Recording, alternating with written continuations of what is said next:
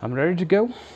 अब जो मेरा नेक्स्ट डेस्टिनेशन है, बाय द वे इस पट्टी पर ओवरआर्चिंग जो डेस्टिनेशन है वो मेरा है ताऊबट कश्मीर, लेकिन वो अच्छा खासा दूर है। मैं आज कोशिश करूँगा कि कम से कम भी 8 मुकाम तक पहुँच जाऊँ कश्मीर के अंदर नीलम वैली।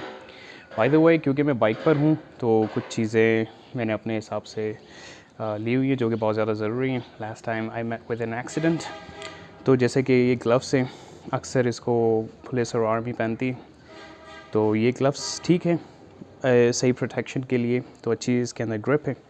एक जैकेट है मेरे पास जो कि दोनों 2-in-1 है कि रेन प्रोटेक्शन भी है, साथ साथ में यहाँ पर भी क्योंकि तो उससे भी बचाव है। प्लस ये आते हैं एल्बो पैड्स आते हैं, फिर नी पैड्स आते हैं, तो इस तरह की जितनी भी चीज़ें हैं यार आप देख सकें सही से वो मैं ले चुका हूँ। तो everything is good now and I'm ready to go.